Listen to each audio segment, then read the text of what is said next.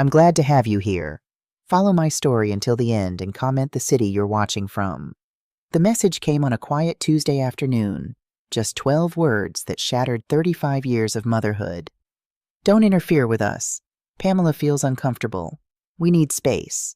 I didn't cry right away. I just sat there staring at my phone, wondering when my son learned to speak to me like I was a problem that needed fixing.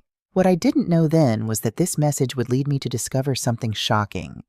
In the past 18 months, I had given them $47,000, and they never said thank you. Not once. But I'm getting ahead of myself. Let me start from the beginning. The October sun streamed through my kitchen window, warming the pile of fresh laundry I was folding. I lived alone in a modest 2-bedroom house in Portland, Oregon. Nothing fancy, but it was mine. Paid off after 30 years of working as a registered nurse at Providence Portland Medical Center. My phone buzzed on the counter. I smiled without thinking. Mothers never outgrow that habit, you know. Even at 62, my heart still jumped when I saw my son's name on the screen. James, my only child, my whole world for so many years. I picked up the phone expecting maybe a photo of my 3-year-old grandson Tommy, or perhaps an invitation to dinner this weekend. James and his wife Pamela live just 20 minutes away in a newer apartment complex near the Pearl District. The smile died on my lips as I read. Mom, we need to talk. Pamela and I have been discussing something important. Please don't interfere with our lives anymore. Your constant presence makes her uncomfortable. We need space. James. I read it again, then again. 7 times total, actually. As if reading it enough would change the words, soften them, somehow reveal some hidden kindness I was missing. But the screen stayed the same. Cold. Final. My hands started shaking. I set the phone down carefully on the counter like it might explode if I moved too quickly. The folded towel slipped from my lap onto the floor. I didn't pick it up. Interfering, uncomfortable space. These words felt foreign, like they were meant for someone else. Some overbearing mother who showed up uninvited and criticized everything. That wasn't me. Was it? I tried calling. The phone rang 4 times before going to voicemail. James, honey, it's Mom. I just got your message and I'm a little confused. Can we talk? Please call me back. I kept my voice steady. Professional even. Years of nursing had taught me to stay calm in emergencies. But this felt like a different kind of emergency. The kind where your heart breaks slowly, 1 word at a time. He didn't call back. I couldn't sleep that night. I lay in bed staring at the ceiling, my mind racing through the past 3 months like a detective searching for clues. When had things changed? I thought back to Labor Day weekend. I'd brought over a lasagna, James's favorite, because Pamela had mentioned they were both exhausted from work. She'd smiled when I arrived, but now I wondered if it was real or just polite. You didn't have to do this, Laura, she'd said, taking the dish from my hands. Oh, I wanted to. I know you've been working so hard with those new real estate listings. Had her smile tightened then? Had James looked uncomfortable? I couldn't remember. Then there was the time I'd stopped by to drop off some of Tommy's favorite cookies. I'd used my spare key because no one answered the door, and I knew they were home. Both cars were in the parking lot. I found them in the bedroom, and Pamela had looked startled, almost angry. Laura, we didn't know you were coming. I sent a text, I'd said, confused. We didn't see it. James had stepped between us then. Mom, next time maybe just call first, okay? I'd laughed it off. Of course, honey. I'm sorry. But now, lying in the dark, I realized that wasn't the first time. How many times had I surprised them? How many times had I rearranged Pamela's kitchen cabinets because it would be more efficient this way? How many times had I given unsolicited advice about Tommy's sleep schedule, his diet, his daycare? Oh, God. I sat up in bed, my heart pounding. Had I been that mother, the interfering kind? At 3 a.m., I gave up on sleep. I made tea and opened my laptop at the kitchen table. Maybe I was overreacting. Maybe James was just stressed. Maybe if I could help them financially, things would smooth over. I'd been helping them here and there, a few hundred for groceries, 500 when their car needed repairs. I logged into my bank account to check how much I had available in savings. The screen loaded showing my checking account first, then my savings. Then I clicked on the transaction history. My stomach dropped. Venmo transfer to James Reed, $1,200. August 15th, Venmo transfer to James Reed, $1,200. July 15th, Venmo transfer to James Reed, $1,200. June 15th, the list went on. and on. I scrolled back through 18 months of statements. $1,200 every single month, like clockwork. But that wasn't all. Check number 4892 to James Reed, $3,500. Car down payment, Venmo transfer to James Reed, $2,000. Security deposit help, Venmo transfer to James Reed, $800. Tommy's medical bills, check number 4903 to James Reed, $5,000. Emergency, don't ask Mom, I'll explain later. The numbers blurred. My hands trembled as I grabbed a notepad and started adding. $1,200 times 18 months equals $21,600, plus the one-time payments. $11,300, plus the 6 months before that when I'd sent smaller amounts, $14,100, total $47,000. $47,000. I sat back in my chair, stunned. When had I become an ATM machine? And more importantly, why had I never said no? I closed the laptop and walked to my bedroom closet. On the top shelf behind some old sweaters was a box of photo albums and letters. I pulled it down and sat on my bed, opening the oldest album first. There was James at 2 years old, covered in birthday cake, grinning at the camera. His father, Robert, stood behind him, hand on his shoulder. Robert had been a good man, a postal worker who never made much money but who loved his family fiercely. He'd died 8 years ago, lung cancer. It took him fast, just 4 months from diagnosis to the end. Before he died, he'd held my hand in that hospital bed and whispered, "Take care of our boy. But Laura, don't forget to take care of yourself, too." I'd promised I would, but had I kept that promise, I flipped through more pages. James's high school graduation, the day he got accepted to Portland State University, his wedding day 4 years ago when he married Pamela. I paused on that photo. Pamela had looked beautiful in her white dress, all smiles. I stood next to them in the picture wearing the navy dress I'd splurged on for the occasion. That was the day Pamela had hugged me and said, "I'm so glad to have you as my mother-in-law. You're the mother I never had." What changed? I pulled out my phone and scrolled through old messages looking for clues. 6 months ago I found it. A message from Pamela to me. "Laura, I really appreciate all your help, but James and I need to figure things out ourselves. We're adults and we want to stand on our own feet. I hope you understand." I'd responded immediately. "Of course, sweetie, I just want to help when I can. Mothers never stop being mothers. Let me know if you need anything." She never responded to that message. Looking at it now with clear eyes, I saw what I'd missed before. She'd set a boundary, a gentle one wrapped in kindness, and I'd completely ignored it. I'd kept helping, kept showing up, kept sending money, because that's what I thought love looked like. 20 minutes away in a one-bedroom apartment that cost $2,400 a month. James Reed sat on his couch, phone in hand, staring at his mother's voicemail notification. He couldn't bring himself to listen to it. Pamela emerged from the bedroom wearing her yoga pants and an oversized sweatshirt. Her dark hair was pulled into a messy bun, and her face was makeup-free. She looked tired. "Did you send it?" she asked quietly. James nodded. "Yeah." "Is she upset?" She called. I didn't answer. Pamela sat down next to him, drawing her knees to her chest. "I know this is hard, James. I know she's your mom and she means well. But we can't keep living like this." "Like what?" James's voice had an edge to it. Defensive. "Like we're children. Like we can't make our own decisions." Pamela's voice cracked slightly. "Last week she rearranged my entire kitchen.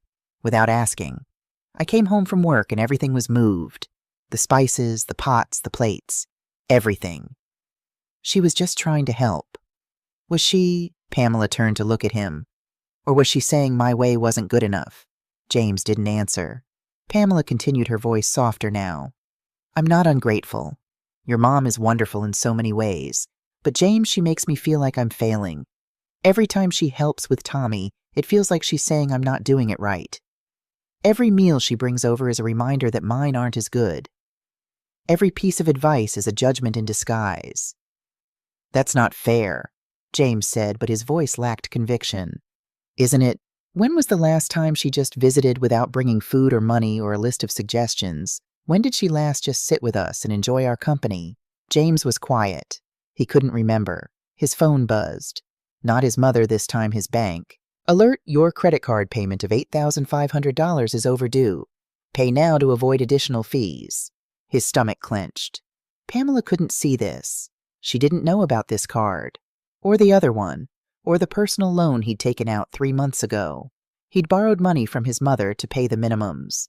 Then he'd borrowed more to cover the bills. Then more to cover the new bills. It was a cycle he couldn't break, and now his mother had just cut them off. Day 1. I woke up and checked my phone. No messages. I went about my routine. Shower, coffee, oatmeal with blueberries. But everything felt mechanical, like I was watching myself from outside my body. I picked up my phone a dozen times to text James. Typed messages. Deleted them. Honey, can we please talk? Delete. I'm sorry if I overstepped. Delete.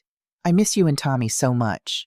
Delete. I couldn't find the right words. Every option felt either too desperate or too cold. Day 2. Still nothing. I drove to the grocery store and found myself in the cookie aisle reaching for Tommy's favorite chocolate chip cookies. I stopped mid-reach. Who was I buying these for a grandson I wasn't allowed to see? I left the store empty-handed. Day 3. I broke down. I was folding laundry again, always laundry, because keeping my hands busy kept my mind from racing when I found one of Tommy's tiny socks. He'd left it here during his last visit 2 weeks ago. It was so small, blue with little dinosaurs on it. That's when the tears came. Not dramatic sobbing, just quiet tears that rolled down my face and wouldn't stop. I thought about Tommy's laugh, the way he called me Gamma because he couldn't quite say Grandma yet. The way he'd climb into my lap during dinner and fall asleep with chocolate cake on his fingers. Would he forget me? Day 4. Anger arrived. I was scrubbing the kitchen counters unnecessarily. They were already clean when it hit me like a wave. I'd given them $47,000. I'd dropped everything when they needed a babysitter. I'd cooked meals, cleaned their apartment, given advice, offered support. And this was my thank you.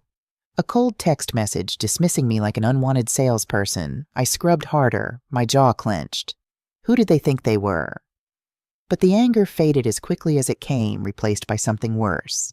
Shame. Because maybe I deserved this. Maybe I had been overbearing. Maybe I had treated them like children who couldn't manage without me. Day 5. Bargaining. I drafted an email to James, revised it 17 times. Dear James, I've been thinking about your message and I want you to know I hear you. If I've overstepped, I sincerely apologize. That was never my intention. I only wanted to help. I'd like to sit down and talk, just the 3 of us, and hear specifically what boundaries you need. I promise to listen and respect whatever you decide. I love you and Pamela and Tommy more than anything. Please don't shut me out. Love, Mom. My cursor hovered over send for 10 minutes. Finally, I closed the laptop. If they wanted space, maybe that meant space from my emails too. Day 6. Clarity began to emerge. I joined a friend for lunch, Eleanor, from my book club. We'd known each other for 3 years, but weren't particularly close. She was slightly older than me, with silver hair and laugh lines around her eyes. You seem distracted, she observed over her soup. I told her everything. The message, the money, the silence. Eleanor listened without interrupting. When I finished, she set down her spoon and looked at me with surprising intensity. Laura, can I be honest with you? I nodded. Do your kids call you, well, not recently, but I mean in general. Do they call just to talk, to see how you're doing? I thought about it. They used to. Before Pamela and James got married, he'd call every Sunday. And now I usually call them. Eleanor nodded slowly. I have 2 kids. Both live in different states. When they were in their 20s, I was like you, always available, always helping, always there. And you know what happened? They started to expect it.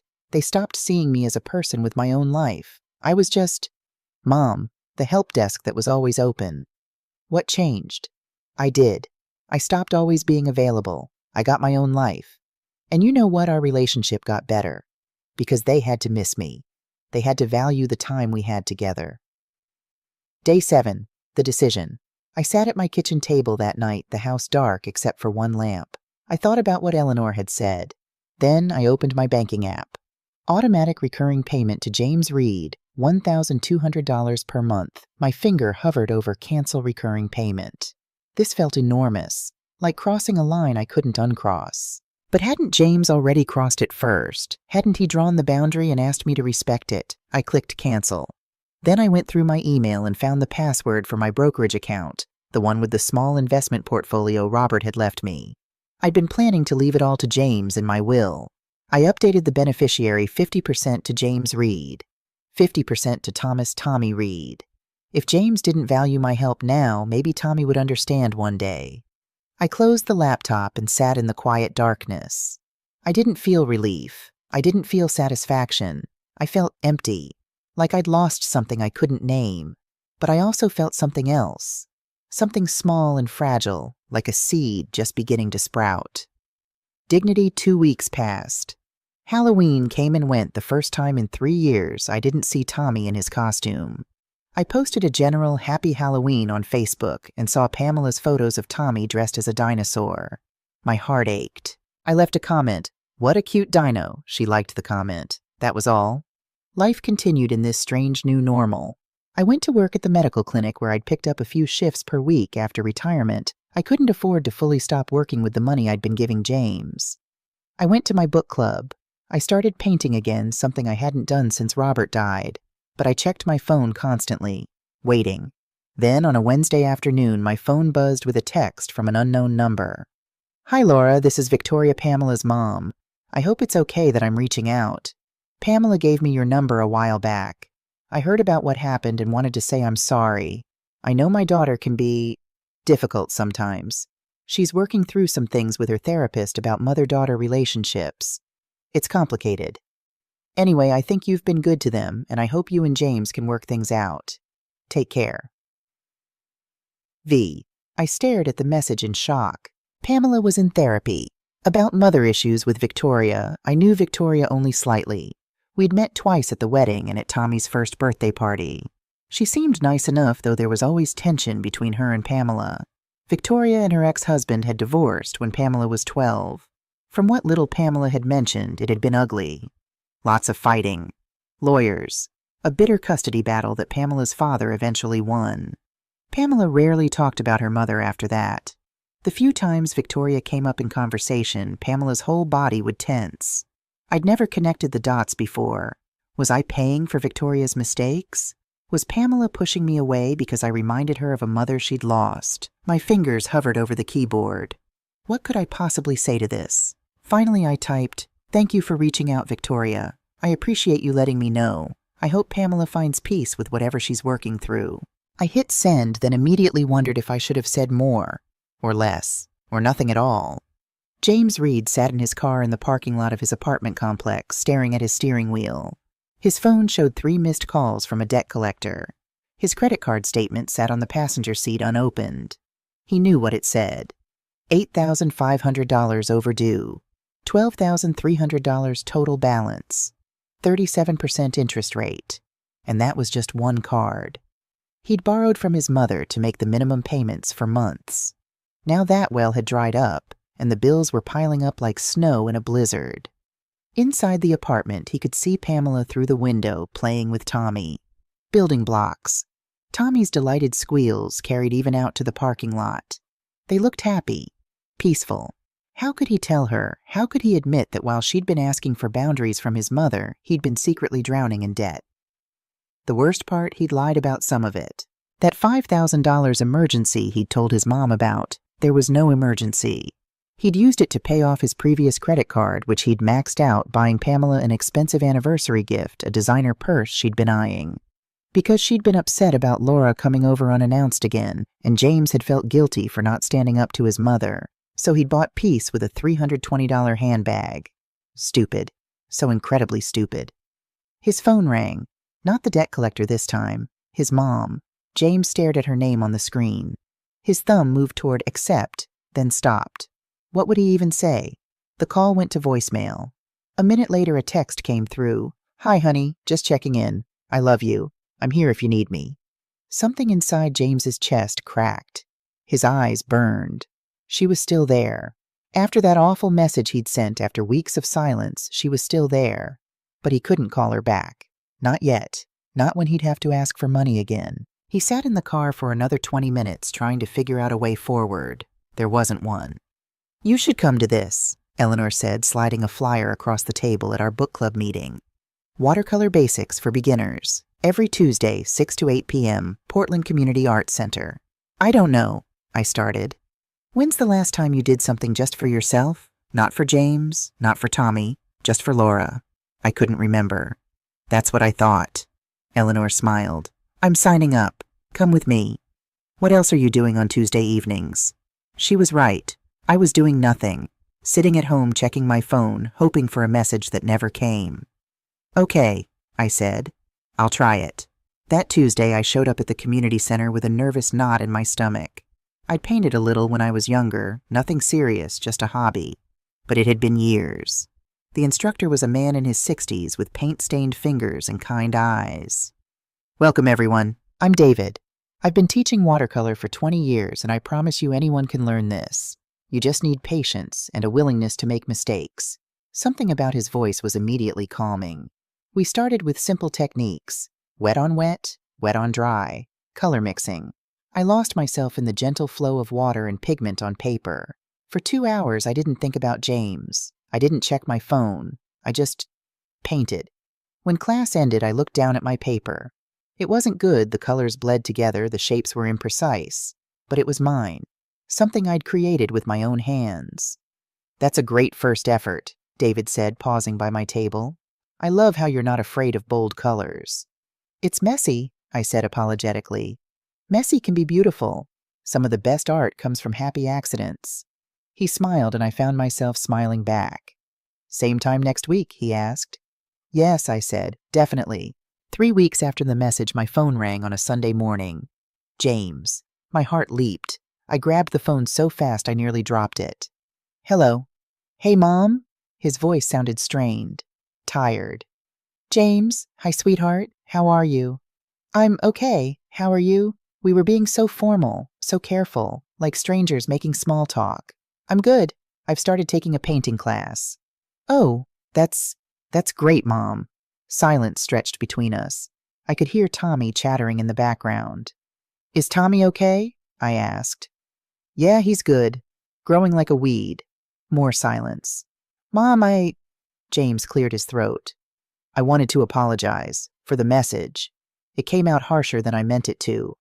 My eyes filled with tears. Thank you for saying that. Pamela and I have been talking, and we need to figure out how to do this adult thing, on our own. I understand. Do you? His voice had a slight edge. Because, Mom, you've been helping us for so long, I don't think we ever learned how to manage without you. I absorbed this. Is that such a bad thing, family helping family? No, but... He sighed heavily. It became expected, like a given, and that's not fair to you. I didn't know what to say to that. Anyway, James continued, I just wanted to check in, see how you were doing. I appreciate that. Another pause. I could feel him wanting to say something more, something bigger. Mom, He stopped. Never mind. I should go. Tommy's making a mess with his breakfast. Okay. I love you, honey. Love you too, Mom. The line went dead. I sat holding the phone, feeling both better and worse than before. At least he'd called. At least he'd apologized. But something in his voice told me this wasn't over. There was something he wasn't saying. I found out the truth completely by accident. I was at Whole Foods buying groceries when I ran into Sarah James's former coworker from his previous job. We'd met a few times at James's company holiday parties. Laura, hi. She gave me a warm hug. How are you? How's James doing? He's good, I said automatically. Busy with work and Tommy. I bet. Is he still at Vertex Marketing? I nodded. Yes, 4 years now. Sarah's smile faltered slightly. Oh, I thought... Well, I heard through the grapevine he might be looking for something new. New? No, I don't think so. Why would you think that? She looked uncomfortable. Oh, maybe I misheard. You know how office gossip is. But I could tell there was more. Sarah, what did you hear? She glanced around, then lowered her voice. Look, I don't want to spread rumors, but my friend Jen works in HR at Vertex. She mentioned they'd had some financial issues with employees. Some people being late on their 401k loans, that kind of thing. I thought I heard James's name, but maybe I was wrong. My stomach dropped. 401k loans. It's probably nothing. Forget I said anything. She squeezed my arm. Give James my best. She hurried off, leaving me standing in the produce section, my mind racing. 401k loans. James had taken money from his retirement account. At 62, I knew more about finance than most people. You don't work 30 years as a nurse without learning to manage money carefully, and I knew that borrowing from your 401k was usually a sign of desperation. You paid interest on your own money. You delayed retirement savings. You only did it when you had no other options. How bad were things for James? That evening, I did something I wasn't proud of. I logged into James's credit monitoring service, a service I'd set up for him years ago when his identity had almost been stolen, and I still had the login credentials. I probably shouldn't have looked. It was an invasion of privacy. But something told me I needed to know. What I saw made my blood run cold. Credit score 584. Poor total debt 47,892. 3 credit cards all maxed out. Capital One 12,300. Chase 15,200. Discover 8,100. Personal loan from Lending Club 12,292. The 401k loan, Sarah mentioned 5,000. He'd been using my money to make minimum payments, playing a shell game, borrowing from me to pay the credit cards, then borrowing more when the next bills came. And I'd enabled it. Every time he'd asked for help, I'd handed over the cash without asking questions. I closed the laptop and sat in the dark. $47,000, and he still owed almost $48,000 more. This wasn't about Pamela feeling uncomfortable. This wasn't about boundaries and interfering. This was about money. It had always been about money. And James was drowning. If you're just joining us, welcome back. In part 1, I discovered that my son James sent me a cold message asking me to stop interfering in his life. But what really shocked me was finding out I'd given them $47,000 over 18 months. And when I checked his credit report, I discovered he owed almost $48,000 more.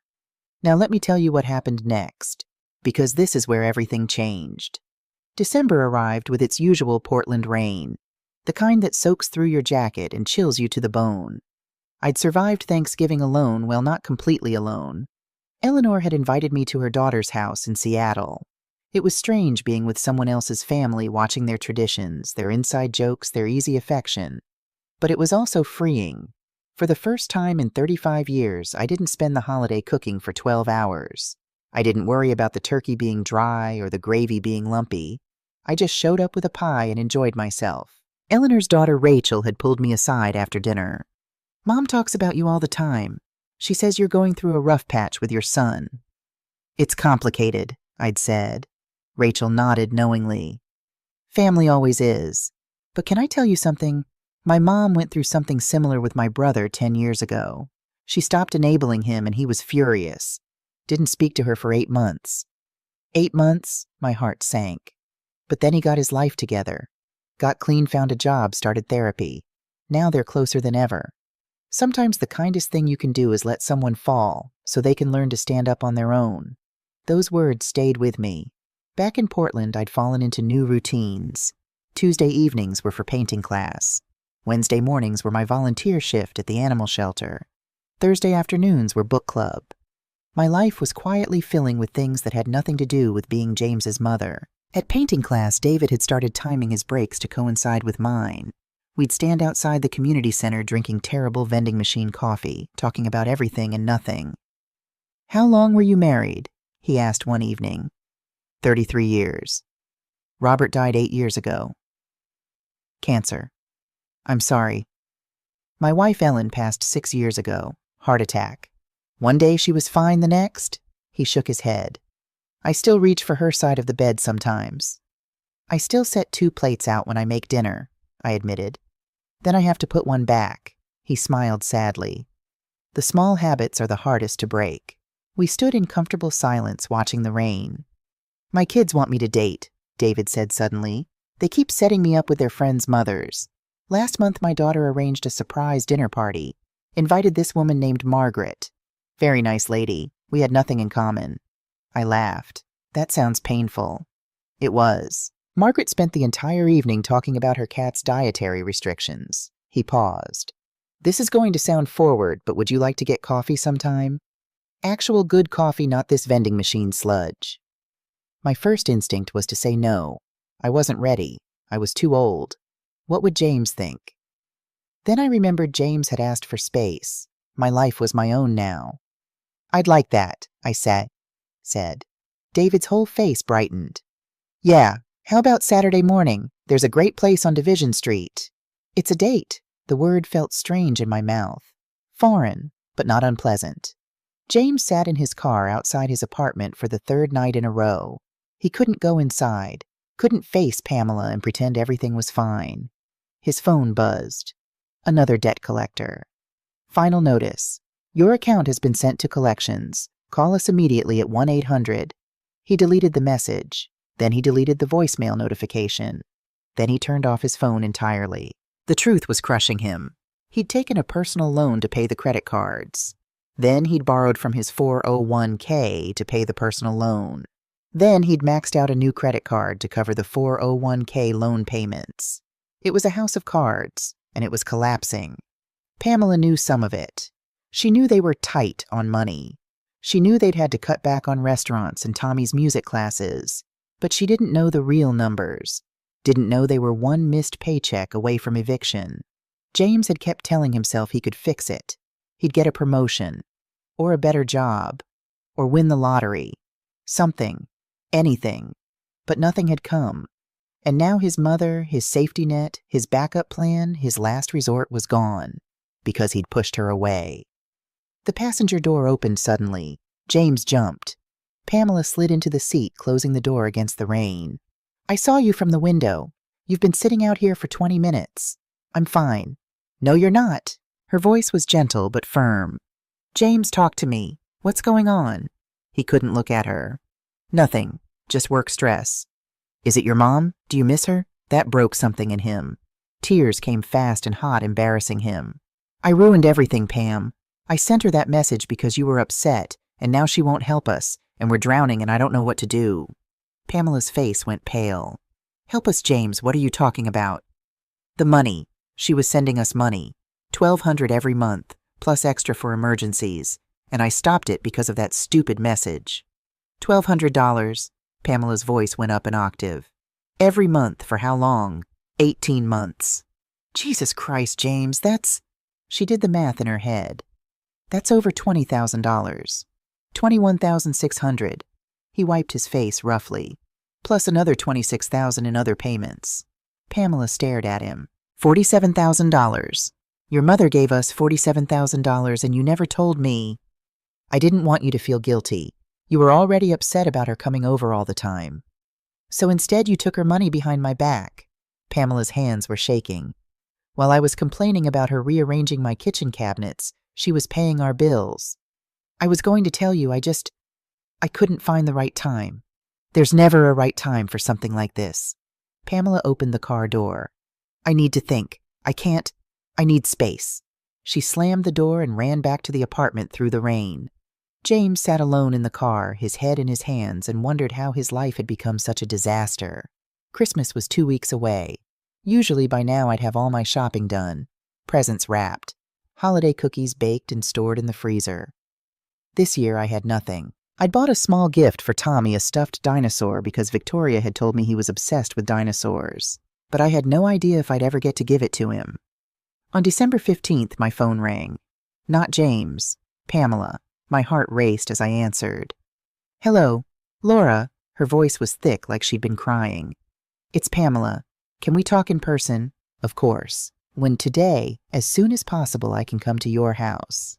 I'll be here. Come whenever you're ready. She arrived 30 minutes later, looking like she hadn't slept in days. Her hair was pulled back in a messy ponytail, no makeup, wearing sweatpants and a raincoat. I made tea while she sat at my kitchen table, her hands wrapped around the mug like she needed the warmth. I didn't know, she said finally. About the money. James never told me. I sat down across from her. I know. $47,000, Laura. She shook her head. That's more than I make in a year. And I was complaining about you reorganizing my spices. You had every right to set boundaries, Pamela. The money and the boundaries are separate issues. Are they, though? Because I feel like I pushed away the person who was keeping us afloat.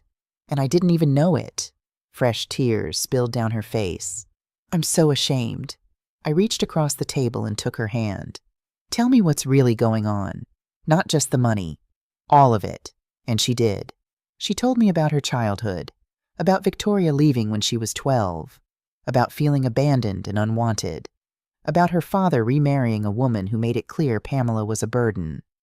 I swore I'd never depend on anyone again, Pamela said, especially not a mother figure, because mothers leave, mothers disappoint, mothers make you feel like you're not enough. Is that how I made you feel? I asked gently. She nodded miserably. Not intentionally. You were so perfect. Perfect meals, perfect advice, perfect grandmother. And I kept thinking, I'll never be this good. I'll never measure up. Every time you helped, it felt like proof that I was failing. Oh, Pamela. My heart broke for her. I'm not perfect. Not even close. I overstepped constantly. I didn't respect your space because I was afraid of becoming irrelevant. We were both operating from our own fears. I'm seeing a therapist now, she said. Dr. Rachel. She's helping me work through my issues with Victoria, with mother figures in general.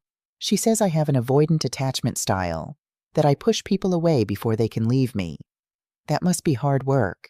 It is, but I'm trying, because Laura, I don't want to lose you, and I don't want Tommy to grow up without his grandmother. She pulled an envelope from her purse. This is why I came today. She slid the envelope across the table. I opened it. A check, made out to me, for $47,000. Pamela, I can't. Please let me explain. She took a shaky breath. James and I sold my car. I took on extra listings, worked 7 days a week for 3 months. James picked up a weekend job doing Uber. We cut everything. No eating out, no new clothes, no extras. We needed to do this. We needed to prove to ourselves and to you that we can stand on our own. I stared at the check, overwhelmed. This must have been incredibly difficult.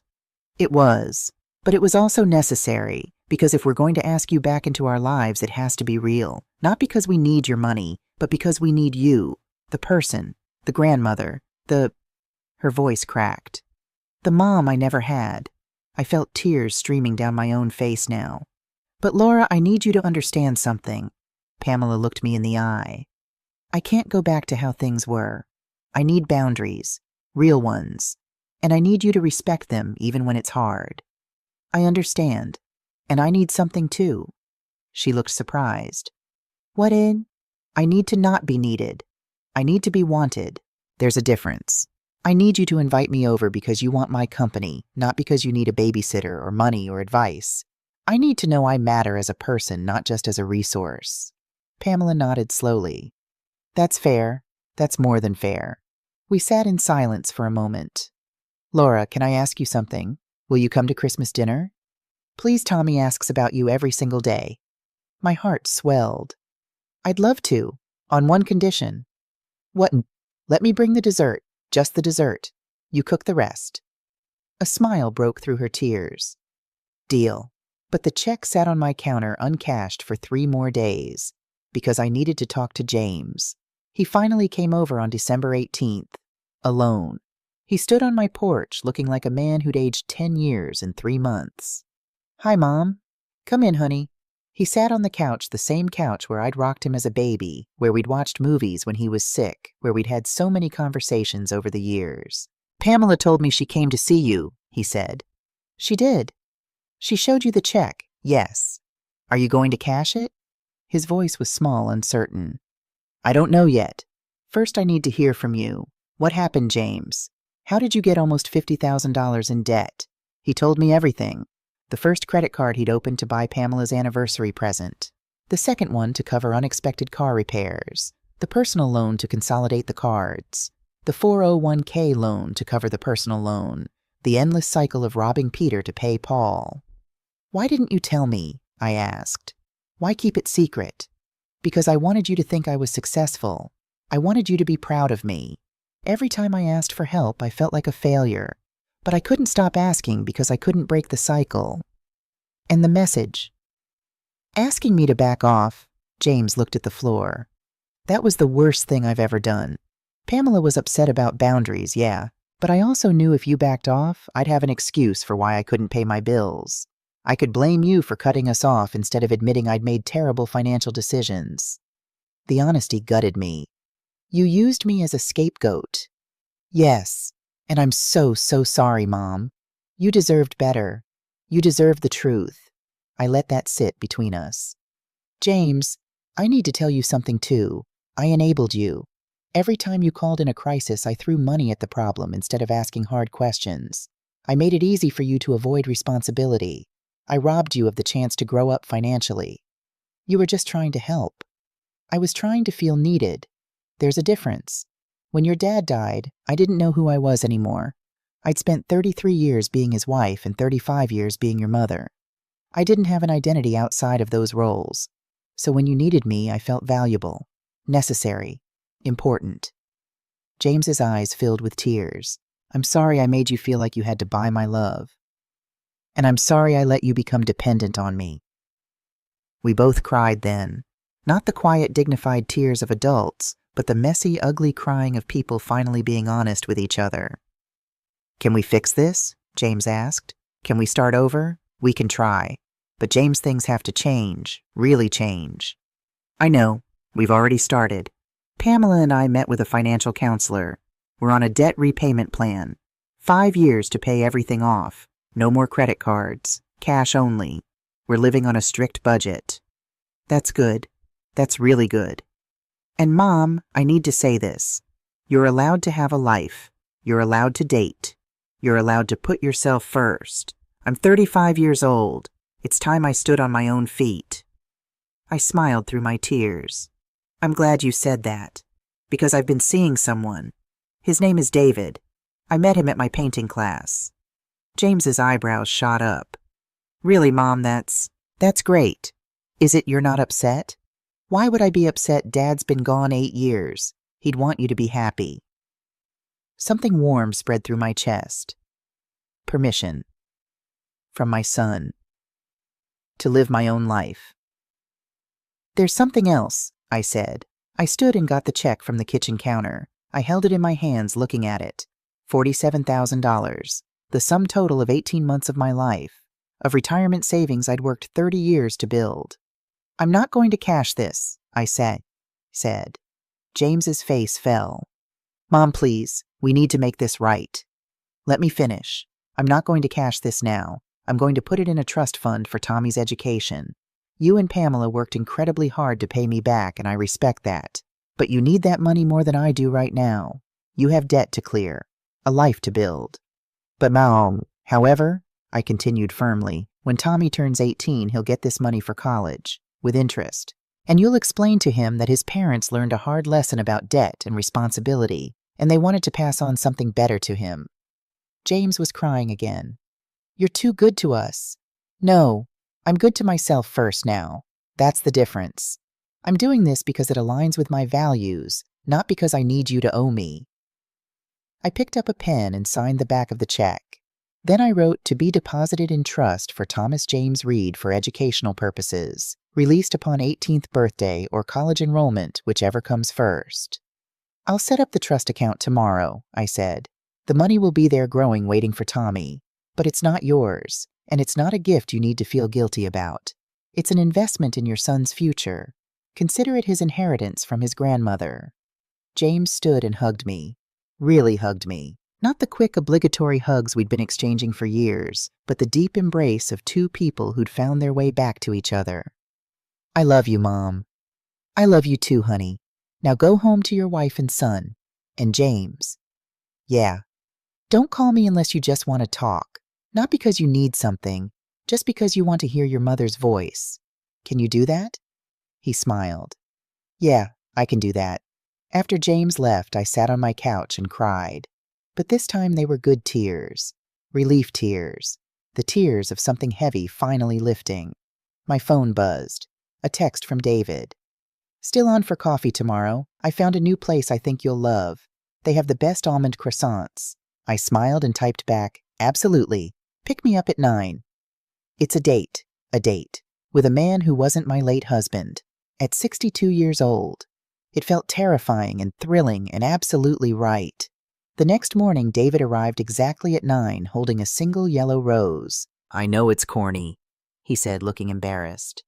But Ellen always said a man should bring flowers on a first date, even if you're old enough to have grown kids. It's perfect, I said, taking the rose. Give me 1 second. I put it in a small vase and set it on my kitchen table. When I came back, David was looking at the paintings on my wall, the ones I'd been working on in class. "These are really good, Laura. You have a gift." "They're just practice pieces." "No, they're more than that. This one especially." He pointed to a painting of a window with light streaming through.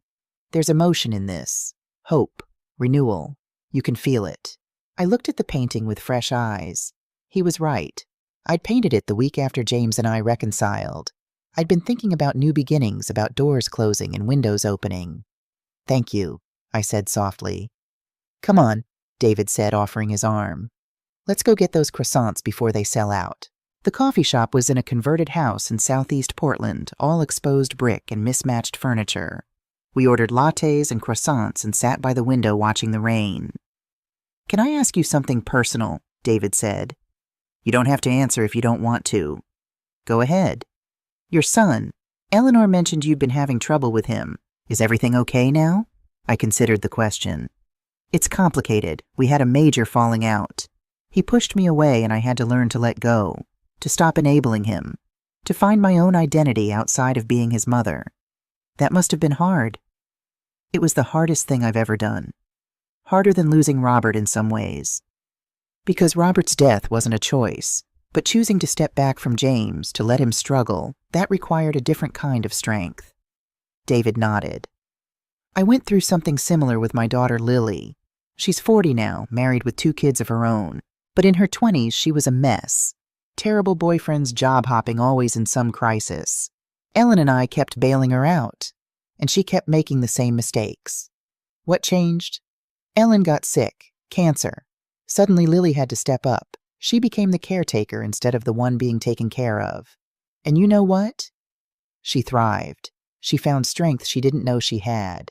After Ellen died, Lily told me, 'Dad, I'm glad I got to be there for Mom, because I finally grew up.' Do you think our kids need us to step back so they can grow? I think they need us to trust them, to believe they're capable. And sometimes our helping sends the opposite message. It says, 'I don't think you can handle this on your own.'" I'd never thought of it that way. We talked for 2 hours, the conversation flowing easily from topic to topic. His woodworking hobby, my painting class, books we'd read, movies we wanted to see, places we'd traveled, places we still wanted to go. "I should probably confess something," David said as we were leaving. "Eleanor set this up, sort of." "What do you mean?" "She told me about you weeks ago. Kept saying you need to meet my friend Laura. You two would really hit it off. I think she scheduled our painting class breaks to overlap on purpose." I laughed. That sneaky woman. I should be annoyed, but honestly I'm grateful. "Me too." David walked me to my car. "Can I see you again?" "Maybe dinner next time." "I'd like that." He leaned in and kissed my cheek, gentle and tentative.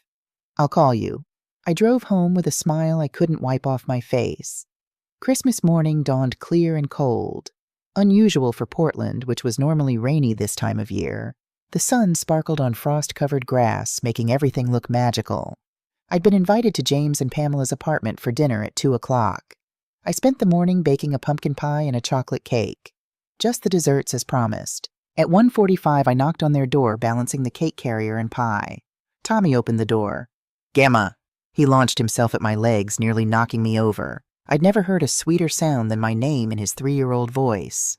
"Hi, baby boy." I set down the desserts and scooped him up. "Oh, I've missed you so much." "I missed you too. Come see my dinosaurs. I got new ones for Christmas." James appeared in the doorway. "Merry Christmas, Mom." "Merry Christmas, honey." The apartment smelled incredible. Turkey roasting, fresh bread, something cinnamony baking. Pamela emerged from the kitchen wearing an apron dusted with flour. "Laura, come in, come in. How are you?" "I'm wonderful. Your home smells amazing." "I'm trying this new stuffing recipe. I have no idea if it'll turn out." She looked nervous but excited. "I'm sure it'll be perfect." And it was. Not because the meal was flawless. The turkey was slightly dry, the gravy was lumpy, and the rolls were a bit overdone. But it was perfect because we were together. Really together. We ate at their small dining table, Tommy in his high chair between James and Pamela, me across from them. We said grace, something I'd forgotten James knew how to do. "We have a lot to be thankful for this year," James said, looking at me. "Family, second chances, New beginnings. Amen, we all said. After dinner, while James cleared the table and Pamela loaded the dishwasher, Tommy climbed into my lap with a book. Read Gamma. Of course, sweetheart. It was a book about dinosaurs naturally. Tommy pointed at each picture, telling me elaborate stories about what the dinosaurs were doing. And this one is a T-Rex, and he's going to the store to buy milk for his baby T-Rex because his baby is hungry and needs milk to grow big and strong. That's a very good Daddy T-Rex, I said, kissing the top of his head. James and Pamela came back from the kitchen. They sat on the couch together, James's arm around Pamela, watching Tommy and me. Mom, James said, we wanted to talk to you about something. My heart clenched. What now? It's good news, Pamela added quickly, seeing my face. We promise. Okay. We want to establish real boundaries, James said. Healthy ones, so this doesn't happen again. Pamela pulled out a notebook. We wrote them down. Dr. Rachel suggested we make them specific and clear. Is it okay if we share them with you? Of course. Pamela read from the list. 1, we'd love to see you once a week on Sunday afternoons for family dinner. We'll alternate hosting 1 week at our place, 1 week at yours. 2, if we need help with Tommy, we'll ask at least 24 hours in advance if possible. No last-minute assumptions. 3, financial help is off the table. We need to manage our own money, but we'll absolutely ask for advice if we need it. 4, for parenting decisions, we'll listen to your input, but the final call is ours. 5, you're welcome to visit, but please text first, and we'll respect your space the same way. She looked up from the notebook. What do you think, is this fair? I thought about it carefully. It's more than fair, but I'd like to add one more. What's that? Number 6, I'm allowed to live my own life. I'm dating someone. His name is David. I'd like to introduce you to him eventually, and I need you to be supportive, even if it feels weird. James and Pamela exchanged glances, then both smiled. We can't wait to meet him, James said. You deserve to be happy, Mom. The week between Christmas and New Year's, everything felt surreal. I was seeing David regularly. We'd been out 4 times, and each date was better than the last. James called me twice just to chat, not because he needed anything. Tommy and I had a FaceTime date where he showed me all his Christmas presents in excruciating 3-year-old detail. Life felt good, balanced, mine. On New Year's Eve, David invited me to dinner at his house. He'd cooked something he admitted he rarely did. I'm not Ellen in the kitchen, he warned, but I make a decent lasagna. His house was in southeast Portland, a cozy craftsman with a workshop in the garage. The interior was warm and inviting, with family photos on every surface. That's Ellen, he said, pointing to a picture of a woman with silver hair and kind eyes. That's Lily and her husband Tom. Those are my grandkids, Sophie and Ben. Beautiful family. They are. I'm lucky. He gestured to the dining table. Come on, let's eat before it gets cold. The lasagna was delicious. We ate by candlelight, talking about the year behind us and the year ahead. What are your resolutions? David asked. I don't usually make them. They always feel like setting myself up for failure. Fair point. What about intentions? Things you want to work toward? I thought about it. I want to keep painting. Maybe take an advanced class. I want to maintain the boundaries I've set with James. And I want to be brave. To keep choosing myself, even when it's hard. Those are good intentions. He raised his wine glass. To being brave. To being brave, I echoed. We clinked glasses. At midnight, we stood on his back porch, watching his neighbors shoot off fireworks despite the rain. Can I kiss you? David asked. A real kiss this time, not just a cheek peck. My heart raced. I'd like that. He kissed me gently, tentatively. It felt strange and wonderful and terrifying, like crossing a threshold into something new. When we pulled apart, I was crying. Was it that bad? David joked gently. No, it's just, Robert was the only man I'd kissed in 40 years, and now there's you, and it feels like betraying him and honoring him at the same time. Does that make sense? Perfect sense. Ellen would want me to be happy. She'd probably like you, actually. You have the same quiet strength she had. I think Robert would like you too. He always said I needed someone to make me laugh. We went back inside and I didn't leave until 2 a.m, but not everything was perfect. 2 weeks into January, I got a call from Victoria Pamela's mother. Laura, I need to tell you something about Pamela, about her childhood. We met for coffee. Victoria looked older than her 55 years, worn down by regret. I left when Pamela was 12, Victoria said without preamble. I had postpartum depression after she was born. It never went away.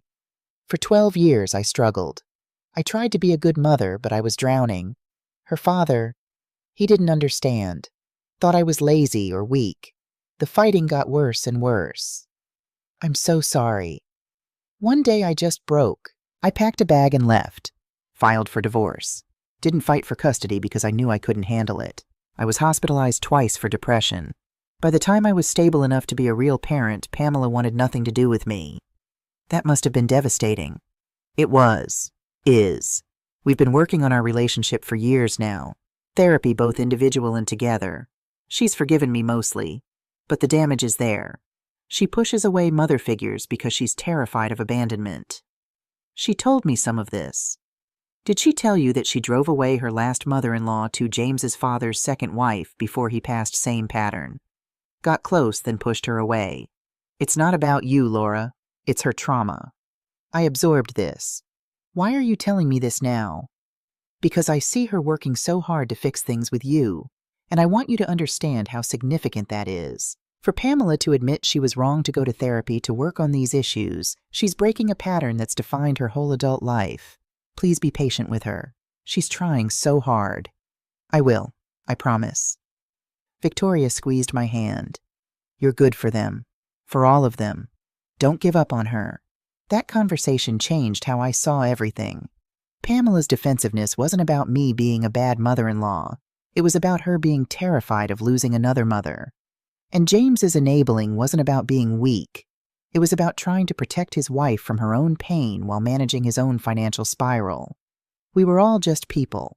Flawed, scared, trying our best. Making mistakes. Hurting each other without meaning to. But we were also all trying to heal. To do better. To break the patterns that had held us captive. February brought rain and wind and the first signs of spring. Daffodils pushed through the cold earth in my garden. Life persisting despite the winter. I was at painting class working on a landscape when my phone buzzed. A text from James. Mom, are you busy? I need to talk. My stomach clenched. Those words still triggered panic. I'm at painting class. Is everything okay? Yes, everything's fine. Just wanted to share something. Call when you're free. I called him during the break. Hey, Mom, so I have news. Good news. Okay, I got promoted.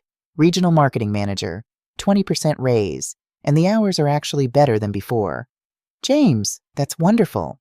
Yeah, and Mom, I need to tell you something. The reason I got promoted, I had to take a financial literacy course for the position.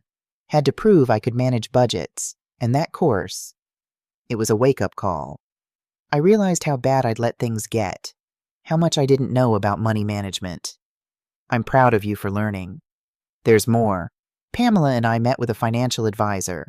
A real one, not just a debt counselor. We have a plan now. A real plan. We're going to be okay. Not today, not tomorrow, but in 5 years, we'll be completely debt-free. My eyes filled with tears. That's incredible, honey. I couldn't have done it without hitting rock bottom, without you stepping back and letting me fall. It hurt like hell, Mom, but it saved me. After we hung up, I sat in my car and cried. The good kind of crying. The kind that comes when you realize your child is going to be okay. Not because you saved them, but because they saved themselves. March arrived with cherry blossoms and the promise of spring. David and I had been dating for 3 months. He'd met James and Pamela over dinner at my house, slightly awkward at first, but by dessert, James and David were talking about vintage cars like old friends. Life felt stable, predictable, good. Then my phone rang at 11 o'clock on a Tuesday night. James, frantic. Mom, Tommy's in the hospital. We're at OHSU emergency. He had a seizure. They're running tests. Can you come? I was out the door in 3 minutes, still in my pajamas with a coat thrown over them. The emergency room was fluorescent bright and sterile smelling. I found James and Pamela in the pediatric waiting area. Pamela's mascara was smeared down her face. James looked like he'd aged 10 years. What happened? I grabbed James's hands. He just collapsed. We were putting him to bed reading his dinosaur book and suddenly he started shaking. His eyes rolled back. Mom, I thought he was dying. Where is he now? They're doing an MRI. Looking for... They're checking everything. Tumors, epilepsy, infections. Pamela's voice broke on the word tumors. I pulled them both into my arms. He's going to be okay. Tommy's strong. He's going to be fine. But inside, I was terrified too. We waited for 3 hours. Finally, a doctor emerged, young, kind-eyed, wearing Finding Nemo scrubs. Mr. and Mrs. Reed, Tommy's stable. The good news is we don't see any tumors or brain abnormalities. We think this was a febrile seizure caused by a rapid spike in fever. It looks scary, but it's actually fairly common in young children. A fever, James repeated. That's all. He has a nasty ear infection that came on suddenly. We're admitting him overnight for observation and IV antibiotics, but his prognosis is excellent. Most children who have one febrile seizure never have another. The relief was so intense it was physical. Pamela actually fell into a chair, sobbing. Can we see him? I asked. Of course. He's awake and asking for his parents. And his gamma. We found Tommy in a pediatric room hooked up to monitors, but smiling, holding a stuffed hospital bear. Gamma, look, I got a bear. I kissed his forehead, checking for fever by habit. Still warm, but better. That's a very special bear baby. The doctor said I was very brave. I didn't even cry. His 3-year-old pride was adorable. You're the bravest boy I know. James and Pamela stood on either side of the bed, each holding one of Tommy's hands. The picture of exhausted parents who'd just lived their worst nightmare. Mom, James said quietly, thank you for coming. Where else would I be? But that night revealed something I hadn't expected. After Tommy fell asleep, I sat with James and Pamela in the uncomfortable hospital chairs. Pamela excused herself to get coffee, leaving James and me alone. Mom, I need to tell you something, and I'm embarrassed to say it. What's wrong? The hospital wants payment information. Our insurance has a $5,000 deductible. For the ER visit, the MRI, the overnight stay, it's going to be around $8,000 total. He rubbed his face. We have $2,000 in savings. That's it. We've been paying down debt, but we don't have emergency money yet. My first instinct, the one I'd had for 35 years, was to immediately say, don't worry, I'll cover it. But I stopped myself. This was the test, the real test. What are your options? I asked instead. James looked surprised by the question. I don't know. I could ask if they have a payment plan. That's a good idea. What else? I guess I could pick up extra Uber shifts Pamela could take on more listings. Both solid options. Anything else? He thought for a moment. My 401k loan is almost paid off. Maybe I could take out a small amount again just for this emergency. I wanted to scream. No, don't touch your retirement again. Let me pay for it. Let me fix this. But I didn't. Those are all reasonable solutions, I said carefully. Which one feels right to you? Probably a combination. Payment plan for most of it, and we pick up extra work to cover the monthly payments. He looked at me with something like hope and fear mixed together. I wasn't asking you for money, Mom. I needed to tell someone. I needed to not carry this alone. My heart broke and healed at the same time. I'm proud of you for thinking through solutions instead of just panicking. You're not going to offer to pay for it. Do you want me to? James was quiet for a long moment. Part of me does, the scared kid part, but the adult part knows I need to handle this. We need to handle this. If you fix it, we don't learn. We don't grow. I hugged him tight. That's exactly right. And honey, if you truly can't manage, if you've exhausted every option and you're in real trouble, I'm here. But I think you can do this. Yeah. He smiled, shaky but real. Yeah, I think we can too. But here's what I didn't tell James that night in the hospital. The trust fund I'd set up for Tommy, it could be accessed early for medical emergencies. I'd structured it that way intentionally with David's advice. He'd pointed out that college was important, but what if Tommy needed the money before then? What if there was a real crisis? So I'd included provisions. The trustee me could release funds early for 3 reasons: medical emergencies, special needs care, or life-threatening situations. Tommy's seizure qualified. I could write a check that night. Could pay the entire $8,000 bill and never tell anyone. The money would come from Tommy's trust, which was technically their money anyway, just held for the future. It would solve everything. They'd never have to worry. Never have to work extra shifts or set up payment plans or touch James's 401k again. I sat in my car in the hospital parking lot at 3 a.m., checkbook in hand, pen hovering over the paper. This was the real test, not of James, of me. Could I let them struggle when I had the power to prevent it? Could I watch my grandson's parents stress and sacrifice when I could write one check and fix it? Could I truly, finally let go? I thought about Eleanor's words. Sometimes the kindest thing you can do is let someone fall. I thought about Dr. Rachel's insight about Pamela. She pushes people away before they can leave her. I thought about James's own revelation. If you fix it, we don't learn. I put the checkbook away. Then I drove home and cried for an hour. Not because I was being cruel, but because love, real love, sometimes means holding space for people to struggle instead of rescuing them from the struggle. Tommy's 4th birthday party was at a park near their new apartment. New apartment. That was significant. In June, James and Pamela had made the difficult decision to downsize. They'd moved from their $2,400 a month place in the Pearl District to a 1,602 bedroom in a quieter neighborhood. Less trendy, less Instagram-worthy, but significantly more affordable. It's actually better, Pamela had told me during the move. Tommy has a backyard now. There are kids his age, and we're saving $800 a month. Plus, James had added, we're 15 minutes closer to you, Mom. Now, watching Tommy run around the playground with his dinosaur-themed birthday hat, I marveled at how much had changed. The hospital bill, they'd negotiated it down to $6,000, and we're paying $200 a month. We'll have it paid off in 2.5 years, James had said with pride. Pamela's real estate business booming. She'd sold 3 houses in the last 2 months alone. James's promotion leading to even more opportunities. He'd been headhunted by a competing firm offering 30% more than his current salary. He'd negotiated with his current employer and gotten a counteroffer that matched it. I never would have had the confidence to negotiate before, James told me. I would have been too afraid of losing the job. But going through the financial crisis taught me my worth. They were thriving, not despite the struggle, but because of it. David stood next to me holding my hand, watching Tommy open presents. You did good, he said quietly. I didn't do anything. They did it all themselves. Exactly. You loved them enough to let them. That takes incredible strength. Eleanor appeared with paper plates. Laura, this cake is stunning. Did you make it? I did. Chocolate with vanilla buttercream, Tommy's favorite. And you only brought the cake right. You let Pamela handle everything else. I smiled. I let Pamela handle everything else. It had been hard. My instinct had been to take over to coordinate the party to make sure every detail was perfect. But Pamela had planned the whole thing herself. And yes, the decorations were a little crooked. And yes, she'd forgotten to buy candles and had to send James to the store at the last minute. But it was her party, her triumph, her memory to make with her son. Tommy ran over chocolate cake smeared on his face. Gamma, will you push me on the swings? Of course, birthday boy. As I pushed Tommy higher and higher, his delighted screams filling the air, I felt a profound sense of peace. This was enough.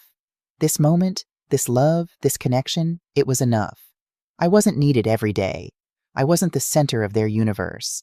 I was a satellite orbiting at a healthy distance, close enough to matter, but far enough to let them breathe. And I had my own life, my own sun to orbit. David, my painting classes I'd advanced to intermediate level. My volunteer work at the animal shelter where I'd fallen in love with a 3-legged dog named Charlie and adopted him last month. My book club friends, my Tuesday morning yoga class. I was Laura, not just James's mom, not just Tommy's grandma. Laura, a whole person with interests and hobbies and relationships and dreams. That evening after the party, James and Pamela invited David and me to stay for dinner. We sat around their dining table, the same small table from before, but somehow it felt bigger now, more spacious. Tommy was in his booster seat telling David an elaborate story about dinosaurs that made absolutely no sense but was utterly charming. And then the T-Rex said, "No thank you, I'm a vegetarian," and the other dinosaurs were so surprised. David played along perfectly. A vegetarian T-Rex that's very progressive. Pamela brought out the lasagna she'd been taking cooking classes and was getting quite good. Laura, I used your recipe. I hope that's okay. Of course. How did it turn out? Try it and tell me. I took a bite. It was delicious. Not quite like mine, she'd added more garlic, less oregano, but wonderful in its own way. It's perfect, I said honestly. Even better than mine. Pamela beamed. After dinner, while David and James cleared the table and Tommy played with his new dinosaur toys, Pamela pulled me aside. "Laura, I need to tell you something." My stomach clenched. Old habits. "What's wrong?" "Nothing's wrong, everything's right. That's what I want to say." She took my hands. "A year ago, I pushed you away because I was terrified of needing you, of loving you and losing you like I lost my mom. But you gave me space. You respected my boundaries. And somehow that made me trust you more, not less." "Pamela, let me finish. You're the mother I always needed. Not the one who does everything for me, but the one who believes I can do things myself. The one who shows up not because she has to, but because she wants to.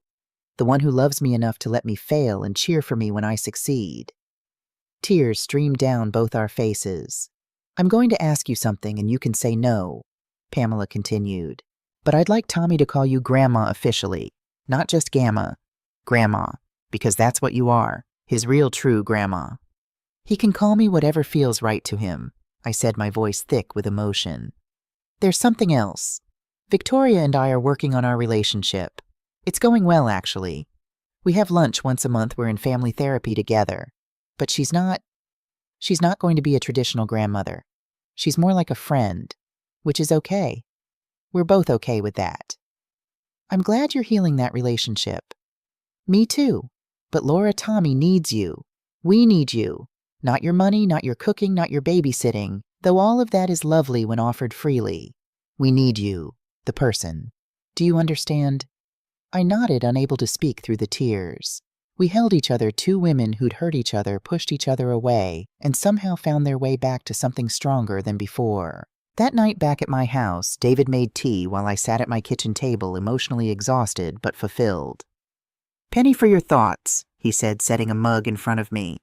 "I'm thinking about writing a letter to myself, the me from a year ago who got that awful text message from James.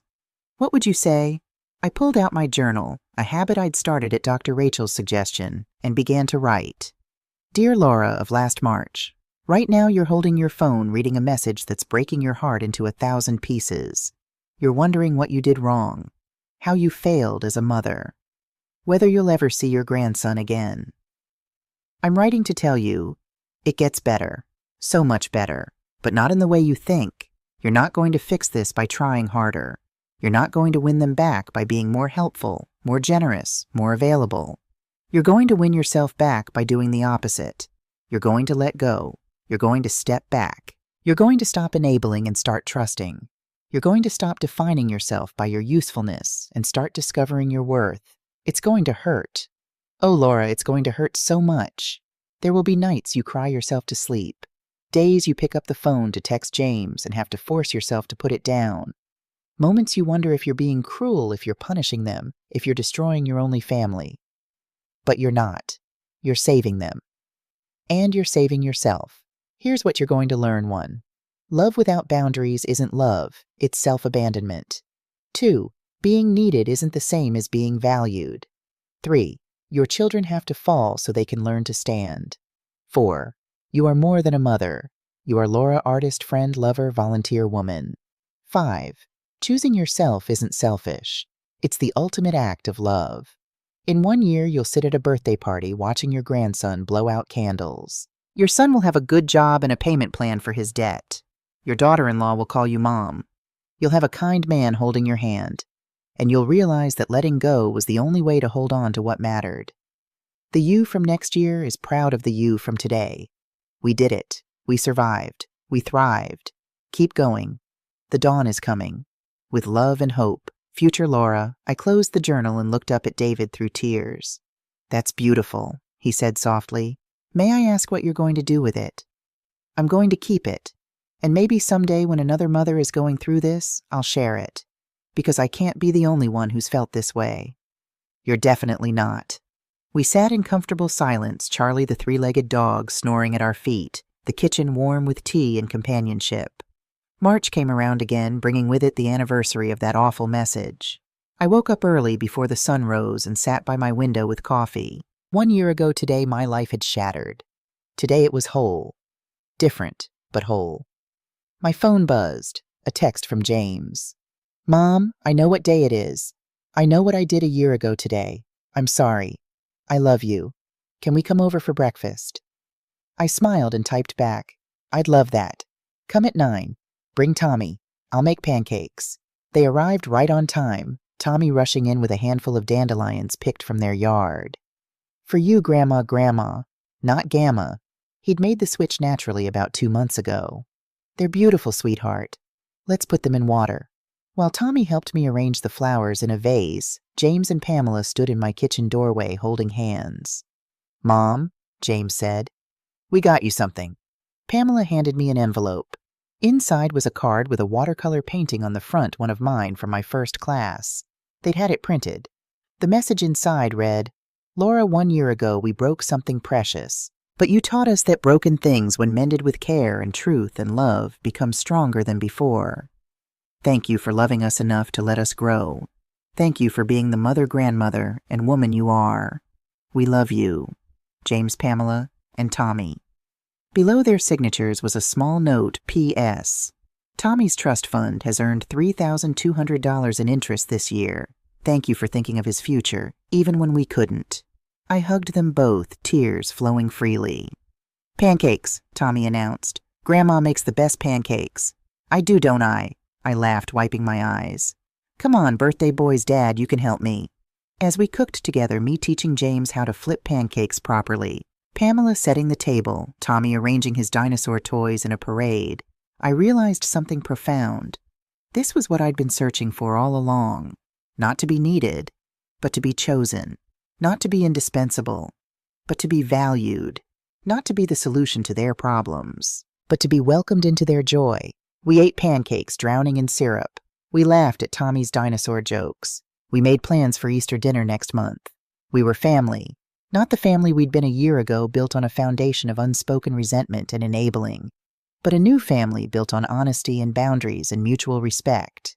And later that evening, when David came over for dinner, when we all sat together, James, Pamela, Tommy, David, and me, I looked around the table and felt overwhelmingly grateful. Grateful for the message that broke my heart. Grateful for the pain that forced me to change.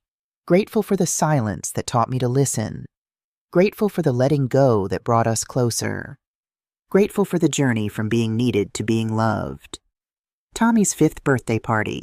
A different park, a bigger crowd, his preschool friends now, not just family. I sat on a bench with Victoria watching Tommy play. He's a good kid, Victoria said. He really is. Pamela and I had lunch yesterday. She told me you two have become close. We have. She's like a daughter to me now. Victoria smiled a little sad. I'm glad she has that. I can't be that for her. Not after everything. But I'm grateful she has you. You're his grandmother too, Victoria. There's room for both of us. That's generous of you. It's not generous. It's true. Tommy is lucky enough to have multiple people who love him. That's not competition. That's abundance. We sat together, 2 women who'd both made mistakes. Both lost time with their daughters. Both found ways to he. As the sun set on the party, as David loaded the car with leftover cake and Tommy's forgotten toys, as James and Pamela waved goodbye with promises to see us Sunday for dinner, I felt something I hadn't felt in years. Complete. Not because my family needed me, but because I no longer needed them to need me. I was whole on my own, and that wholeness made every moment we shared together a gift, not an obligation. I'd learned the hardest lesson a mother can learn, that the greatest love is the love that sets free. And in setting them free, I'd freed myself. So that's my story. The story of how a cruel text message became the greatest gift I never knew I needed. The story of how losing my role as mom helped me find myself as Laura. If you're going through something similar, if you're the mother who gives too much, the parent whose love has become enabling, the person who's lost yourself in serving others, I want you to know it's okay to step back. It's okay to set boundaries. It's okay to choose yourself. You're not abandoning your children. You're teaching them to stand. And you're teaching yourself that you matter too. What would you do if you were in my place? Have you ever been through something similar? Comment below and tell me your story. And please comment what city you're watching from. If this story touched you, please share it with someone who needs to hear it. And while you're here, check out these 2 other stories that are channel favorites. Thank you for following my journey. From the bottom of my healed heart, thank you.